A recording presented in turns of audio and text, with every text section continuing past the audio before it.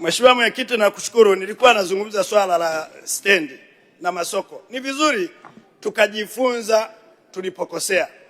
Kweli Mheshimiwa Mwenyekiti, mimi najaribu kuangalia, angalieni uwekezaji wa Dar es Salaam kwenye soko, kwenye stendi ya Magufuli. Angalieni stendi ya Ndugai. Angalieni stendi ya Mwanza Nyegezi. Angalieni Nyamongoro. Ni mabilioni ya pesa tumewekeza, lakini haifanyi chochote. Na ukusanyaji wa mapato ya stendi hauendani na majengo mazuri mnayoweka ya vioo na magorofa. Abiria anatoka nyumbani anajua anakosafiri anaenda wapi. Kama tumeweza kuferi huku, bado tena tunaenda kurundika. Kwa nini hizo pesa tusizigeuze tukaenda kuboresha shule zetu za misingi? Sasa hivi tunajivuna tuna shule nzuri za sekondari za nini, lakini mbunge yote asimame hapa akafanye ziara kwenye shule za misingi za watoto wetu. Muone jinsi wanavyokaa, na ule ndo msingi unaomtengeneza mtoto kwenda sekondari. Watoto wanakaa chini, watoto wako 400 kwenye darasa moja. Tunaenda kurundika mastendi ambayo yanabaki kuwa majengo ya popo. Tunalo stendi la Ndugai hapa. Nendeni mkaone. Na soko. Nendeni Mwanza. Hakuna mtu anatoka nyumbani anawahi safari. Unamwambia kakae ghorofa ya 3, kakae ghorofa ya nini? Hakuna hicho kitu. Mtu anatoka nyumbani na mawazo yake ya kwenda kusafiri. Kwa hiyo ni vizuri tukatengeneza vitu ambavyo vina uhitaji kwa sasa, tukaacha kwenda kuiga vitu ambavyo pengine hatujafika muda wake.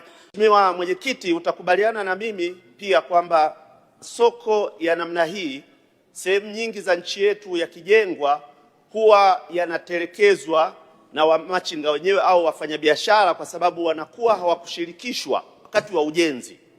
Na usipomshirikisha mfanyabiashara, maana yake atashindwa kujua afanye nini. Sasa swali, je, wizara inanihakikishieje kwamba kabla ya ujenzi huu wa hili soko mtawashirikisha wadau wakubwa wa ujenzi ambao ni wamachinga wenyewe wa Iringa Manispaa katika huu ujenzi? Swali la pili, ni lini sasa mradi huu utaanza kujengwa? Nashukuru kwa majibu mazuri, lakini ni lini sasa mradi huu utaanza kujengwa? Mheshimiwa Naibu Waziri, majibu. Asante sana Mheshimiwa Mwenyekiti. Mheshimiwa Mwenyekiti, kwanza nipokee pongezi nyingi za Mheshimiwa Ngajilo kwa Mheshimiwa Rais Dr. Samia Suluhu Hassan na serikali ya awamu ya 6, na ni hakika kwamba serikali hii imefanya kazi kubwa sana katika ujenzi wa miundombinu ya masoko, stendi na miradi mingi ya kimkakati, na zoezi hili linaendelea kutekelezwa kwa awamu.